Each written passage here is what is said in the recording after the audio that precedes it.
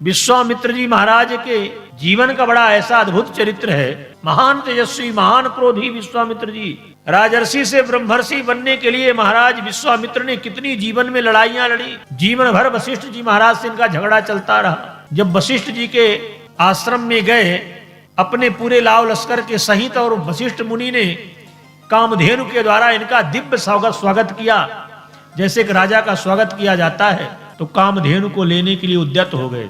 पहले तो याचना किया, वशिष्ठ जी ने कहा महाराज आपको कामधेनु को नहीं मांगना चाहिए, इन्हीं से मेरा सारा कार्य संपन्न होता है। तो बलात् जबरदस्ती कामधेनु को लेकर के चलने लगे। कामधेनु गाय रभाने लगी, रोने लगी और भाग करके आई, वशिष्ठ जी के पास खड़ी हो गई। वशिष्ठ जी से कहने लगी आपने क्यों मेरा परित्याग किया है? वशिष्ठ जी ने कहा हे मां, हमने तुम्हारा परित्याग नहीं किया है, राजा जबरदस्ती तुमको लेके जा रहा। महान युद्ध हुआ, इतने अस्त्र शस्त्र थे विश्वामित्र जी के पास, पर वशिष्ठ जी के दंड के सामने सारे अस्त्र शस्त्र फेल हो गए।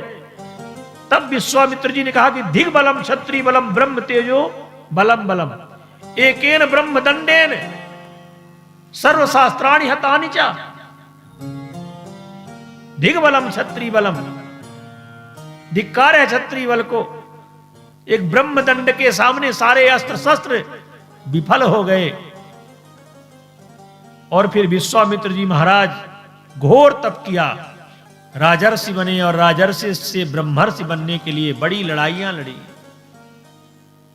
ऐसे विश्वामित्र जी महाराज बक्सर में जब निवास करते हैं तो कहते हैं कि महामुनि ज्ञानी, महामुनि थे, ज्ञानी थे। बसहि विपिन सुबह आश्रम जानी, जहां जब जग जोग मुनि करही, अति मारीच सुबाहु डरही। मारीच सुबाहुओं का आतंक फैला हुआ था वहां पर। जब जब ऋषि महात्मा यज्ञ करते तो मारीच सुबाहु नाम के राक्षस व्यवधान डाल देते। विश्वामित्र जी महाराज बड़े दुखी होते, कोई भी यज्ञ संपन्न नहीं होने पाता, बीच में ही व्यवधान पड़ जाता, मलमूत्र की, मांस की, रुधिर की वर्षा कर देते, यज्ञ नष्ट हो जाता। तब विश्वामित्र जी महाराज ने ध्यान धर करके देखा,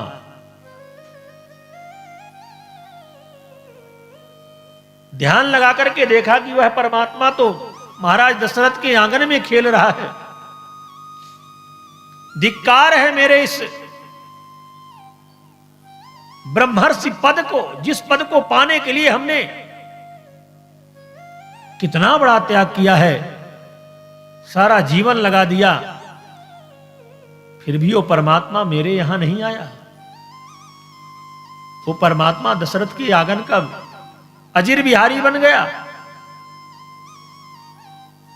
क्षत्रिय पद को त्याग करके मैं ब्रह्मर्षि बना, आखिर वो परमात्मा क्षत्रिय कुल में ही अवतरित हुआ। बाहरे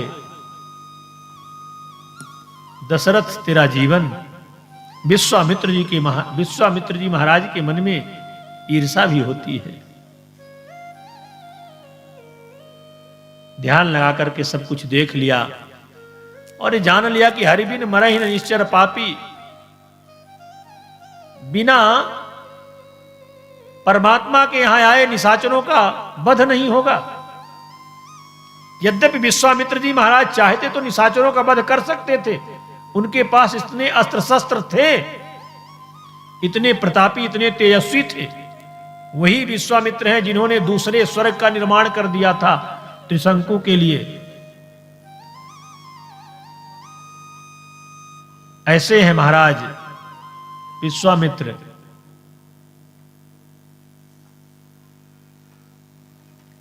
विश्वामित्र जी महाराज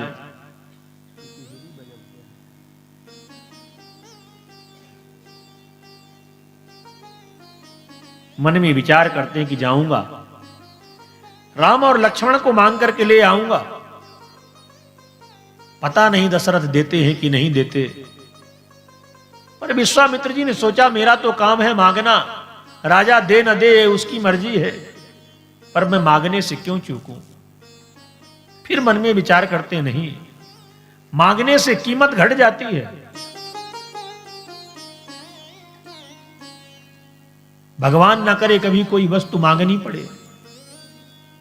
विश्वामित्र जी महाराज सोचते कि मांगने से कीमत घटती है। देने वाले के हाथ ऊपर होते हैं, लेने वाले के हाथ नीचे होते हैं।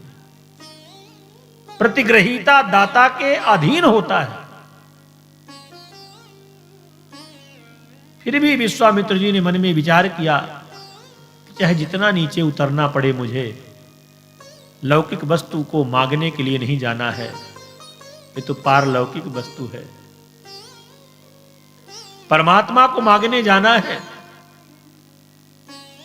तो परमात्मा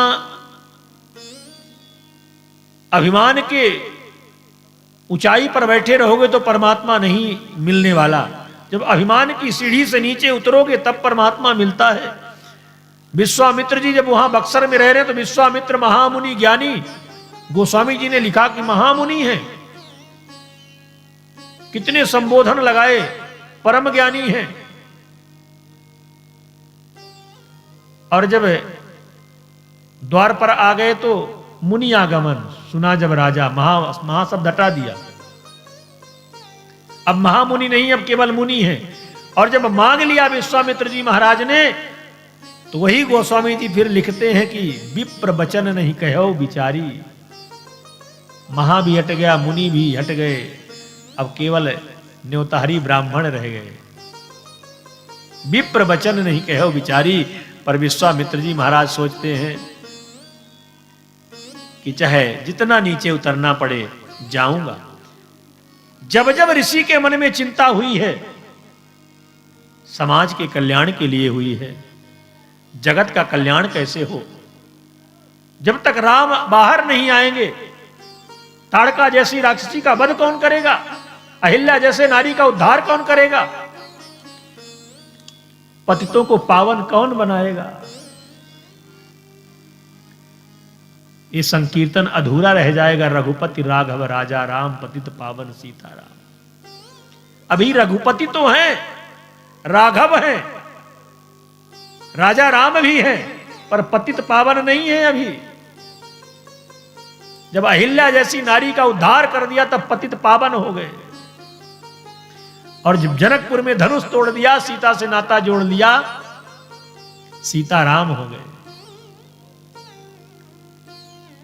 तो विश्वामित्र जी महाराज मन में विचार करते हैं कि जाना चाहिए, चल देते हैं। सेवकों को कहा कि जब तक इस अग्नि वेदी की अग्नि को सुप्त रखो, तब तक मैं अयोध्यापुरी होकर के आता हूं। और बहुविधि करत मनोरथ जात लाग नहीं बार। विचार विचार में ही कब रास्ता पूरा हो गया विश्वामित्र जी को पता नहीं लगा। राम जी के विषय में चिंतन कर रहे थे और देखा कि तो सरजू मैया आ गई, तो जल्दी से सरजू में डुबकी लगाया। तो क्या विश्वामित्र जी महाराज स्नान करके नहीं चले थे आश्रम से?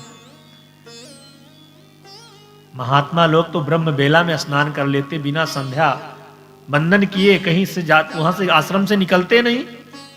3 बजे भी यात्रा करनी हो तो संतों का स्नान बन जाता है, संध्या बंदन हो जाता है।